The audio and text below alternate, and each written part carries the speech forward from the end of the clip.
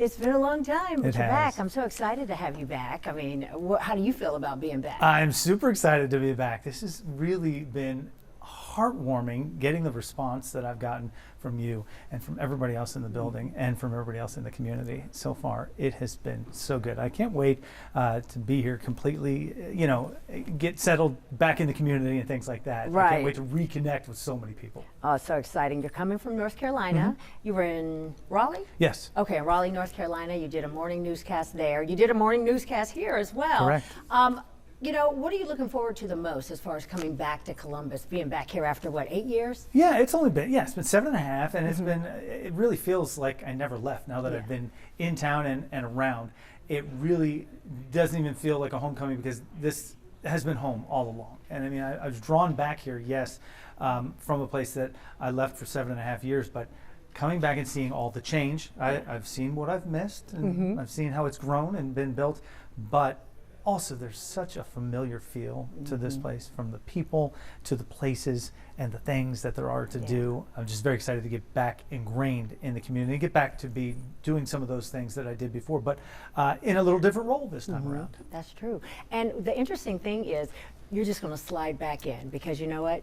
Columbus has not forgot about you. When we made the announcement that you were coming, people were so excited. A lot of 10 TV viewers so excited, and they said, I'm so excited he's coming back. That's got to feel heartwarming to you. That meant a lot to me. It really did. To hear it, not just from people in the building, but from the community outside, and the emails and the messages that I have gotten on social media when that announcement was made that I was coming home were very heartwarming and unexpected, to be honest with you, because when you go away, you wonder, do people still remember? And it is clear that there are many folks that have remembered. Well, you definitely made an impact on this community, and when you come back, you're going to continue to do that. So that's exciting. I know we were all excited here at the station, but to see the community just embrace you with open arms, like, come on back, they're excited. It's definitely the goal to not just come back, because that will be, one of the things that's exciting and it's nice and it's heartwarming to feel from them, but then to come back and try to make a difference, and do some things that we haven't done before, or I didn't do before, at least when I was here. Right. So taking on that night shift, which I did in a different capacity, but to be able to get back and do some of those things and get involved with some of the people in the community that I knew from the past, but now in different ways to try to impact things. Is there anything you're looking forward to the most as far as coming back home, Columbus home? Yeah, no, it's some of the great folks that we left behind, getting back, that we stayed in touch with the whole time when we were gone. Our whole family did, because the girls were born here and lived the first 15 years of their lives here. So getting back and getting in touch with some of those people is going to be super fun. Absolutely. Let's talk about this. What's one of the stories that you covered while you were here that left a lasting impact on you? Okay. There's probably right before I left, there was an attack on OSU's campus. There was a terror attack, and that was just one of those days that kind of stays with you for a while. I was sent to go cover the Boston Marathon bombing. To be honest, I had run the Boston Marathon the year before, and so I was mowing my lawn the day the bomb went off, and I got a call, and they said, we need you to get in touch with some of the people from the running community who are there. And I said, well, we have 680 runners from Ohio. I think we should be there. And he said, okay, I'll look into getting a flight for you. And I just went in the house and got on the computer and got a flight. You just did it yourself. And then I showed up at the station and I said, we got to go. Yeah. And then, unbeknownst to me, we were there doing our reports and driving around while the killer was still on the loose. And we were looking for a hotel for the night, driving around the same area where they were looking, searching. Wow. And we never knew that until, obviously days after when everything came to a head. But honestly, the most impactful thing that I've done in journalism was go to cover Newtown, Connecticut. And I think they sent me to that because my kids were the same age as those kids, 20 first graders that was heartbreaking. and 6 teachers, 6 staff there in Newtown, Connecticut. I've never been more moved by something being in the middle of that. So I'll never forget that. But it wasn't. I don't mean to bring Well, bring the party but down. that is what impacted you. Those That's what were you those take were with you really, stories you covered from here. And I was here for sports for a long time. Right, And, there right. were great times in sports and great victories and things that we did with that. In sports it was fun. We talked about the winners most of the time. In sports, and we didn't focus on the things that we have to pay attention to in news. Sometimes that's the other side of things. The other side of things, and that's just life. Because news, you get your good, your bad, you got to cover it all. Sports was different. Tell us about. I see the passion that you have for this community, for storytelling, for when you did the Commit to Be Fit campaign here before you left, and it's that commitment and that passion that really makes you just a peg that needs to be in our system here. Do you know what I'm saying? just you fit.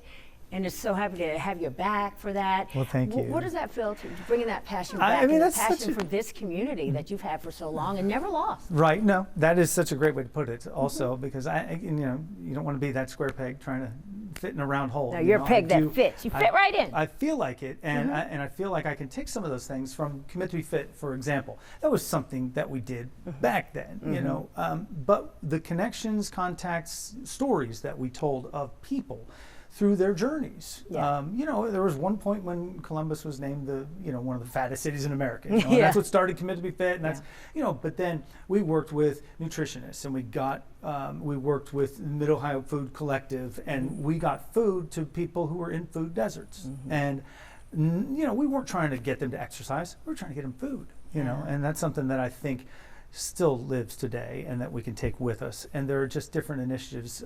We worked with Columbus Public Health and trying to get people paths to healthy activity preventatively, so that they didn't have to be in hospitals or see doctors and things like that. So those are things that I think carry on for sure.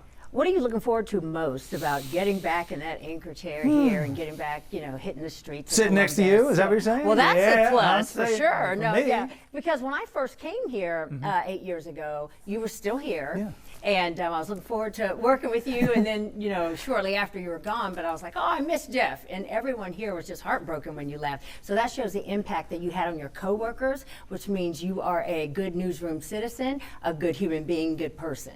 I think it's easy to be nice.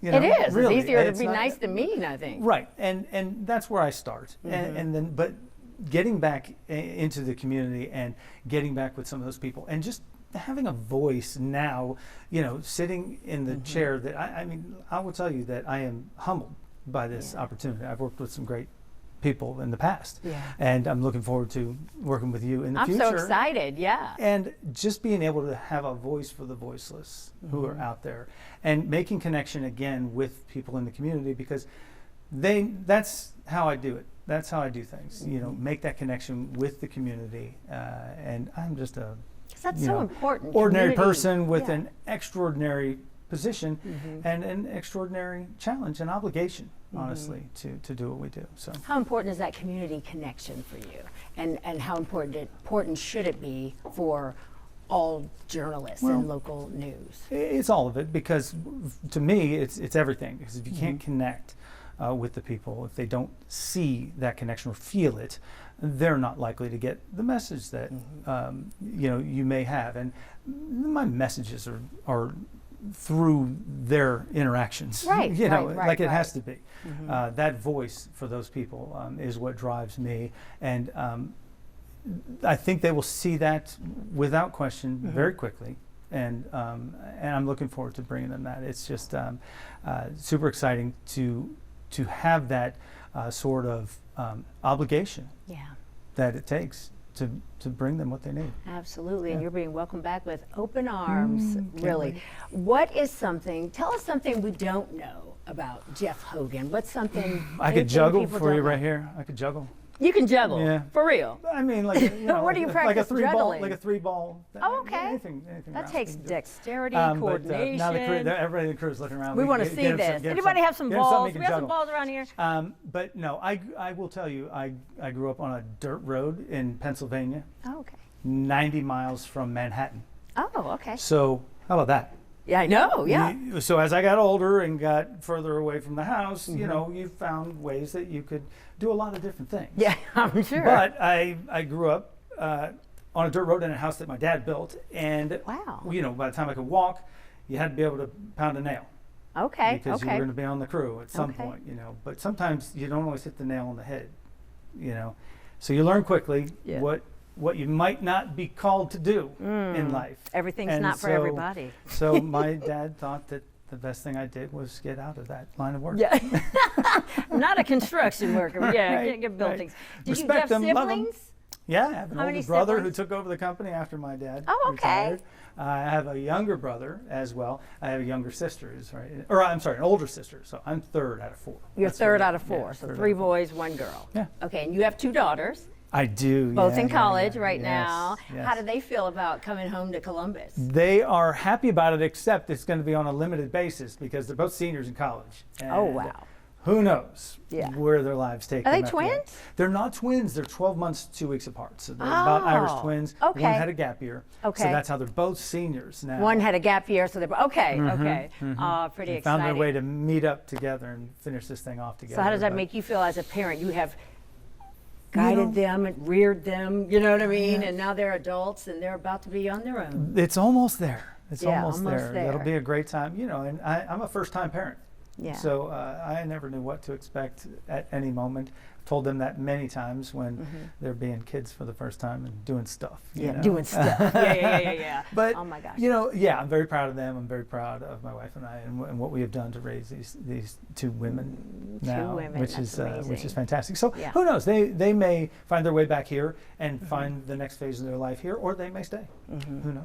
Now you're kind of a, I'm not sure if you want to talk about this, but the accident that you had when you were in Raleigh, Yeah. to tell people about that. And it's kind of like, do you feel like a miracle? Like this is a I second chance. That do. could have been it. I do. Well, Tell people it what- crossed my mind. Yeah, I'm sure. So it was it was an accident at the beach where I got caught body surfing. A wave came over my head and knocked me straight down into a sandbar that was, you know, just right there in front of me. I was in neck deep water, and next thing I was in a foot of water. And so I hit my head so hard that it jarred my spine, and it shorted out my entire electrical system, and I was paralyzed Scary. and floating.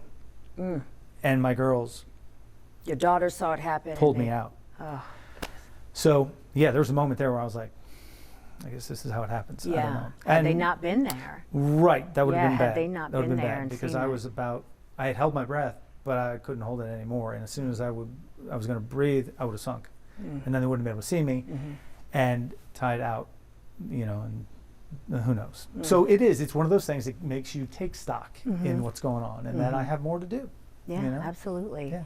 Absolutely. How would you say, let me see, when you're on your time off, we know that you're an active guy. What are some of the things that you enjoy doing, and what are you looking forward to doing on your time off here back in Columbus or just in this area in general? I gave up body surfing. Gave up body. I think that's good. That's a good thing, yes. And we're so happy you're here with us today. Absolutely. No, I've always been an endurance junkie, you know. So I've done a lot of things, marathons and triathlons and things like that. Those are slowing down a little bit, you know. Yeah. I'm more into getting into the golf phase a little more, you know. Not that I ever gave that up, Yeah. but those are some of the things that I do. But along that same line, I did some things here in town that I'm looking forward to getting back involved with. Heart and Soul is one of them. Soul, SOLE.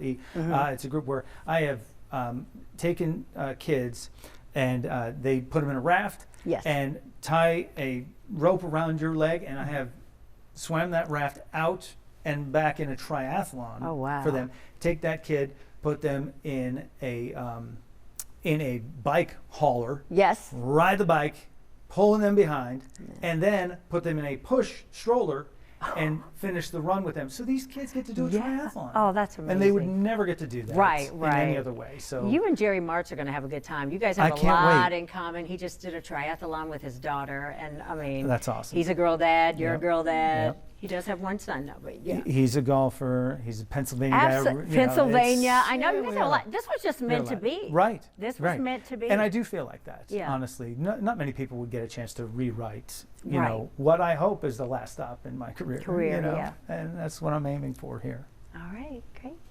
But I'm not in any rush to get it over with. We're just getting started. Just getting started.